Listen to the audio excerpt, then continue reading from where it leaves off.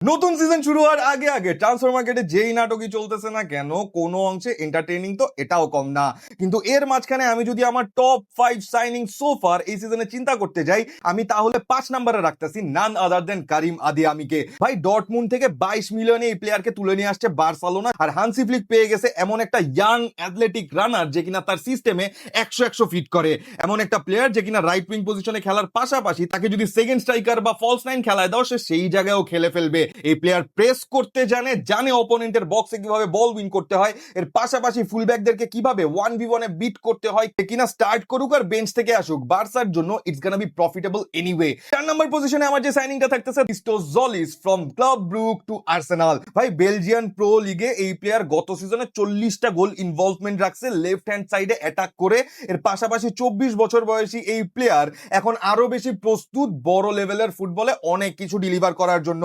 ও dribble করতে পারে, ও বল carry করতে পারে, ও ডিস্ট্রিবিউশন ভালো, ও হাফ স্পেস দিয়ে ঢুকতে পারে, একদম প্রপারলি আর্সেনালের সিস্টেমে ফিট হওয়ার মতো একটা প্লেয়ার। 3 নম্বর পজিশনে আমি যে প্লেয়ারটাকে চুজ করছি that's Youri Tielemans from Aston Villa to Manchester United. ভাই 35 মিলিয়নে ইউনাইটেড এমন একটা প্লেয়ারকে তুলে নিয়ে আসছে যার কিনা এখনো পিক টাইম যায় নাই, যে কিনা প্রিমিয়ার লিগ প্রুভেন এবং যে কিনা ক্যারিকের আন্ডারে সবচেয়ে বড় প্রবলেমটার সলিউশন হইতে যাইতেছে। তুমি চিন্তা করতে চাও ক্যারিকের আগে ইউনাইটেডের প্রবলেম এই জিনিসটা ছিল যে Bruno Fernandes was not close enough to his attackers যাতে ও প্রোভাইড করতে পারে। কিন্তু তুমি যখন ইউরি টিলেম্যান্সকে এই টিমের মধ্যে ফিট করতেছো, তার মানে 4-2-3-1 ফরমেশনে ব্রুনো এখন ওই ক্যাম্প পজিশনে প্রপার ফ্রি রোলে খেলতে পারবে, যেখানে ওকে কেউ বল সাপ্লাই করবে। ডিপ লাইং প্রোগ্রেসিং পিভটের পাশাপাশি নাম্বার 8 পজিশনে বক্স টু বক্সও খেলে ফেলতে পারে, যখন যেভাবে ক্যারি ইউজ করবে he will get used. 3 number পজিশনে যদি আমার কাউকে নিয়ে কথা বলা লাগে that's none other than Argentine centre back Marco Senesi, যে কিনা এই সিজনে বোর্নমুথ থেকে স্পার্সে পারি জমাইছে, তাও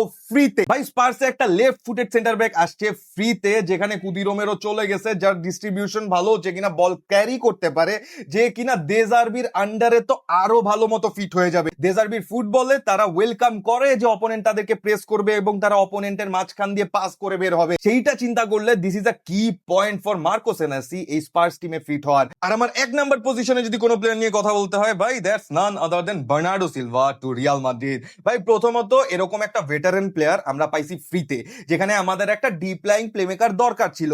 প্রি সিজন এসে দেখাইছে যে সে ডাবল পিভটে ওই ডিপ লাইং রোলটাতে ফিট হয়ে যাইতে পারবে। শুধুমাত্র সেই জিনিসটাই না, বার্নার্ডো সিলভার মতো একটা ভার্সেটাইল প্লেয়ার যে কিনা পেপ গার্দিওলার আন্ডারে এমন কোন পজিশন নাই যেই পজিশনে খেলে নাই। তার এখন যেই বয়স এবং খেলার এখন যেই pace, he is perfectly fit for Real Madrid in La Liga. এখন তুমি আমাকে জানাও যে তোমার ফেভারিট সাইনিং এই ট্রান্সফার উইন্ডোতে আসলে কে হইছে।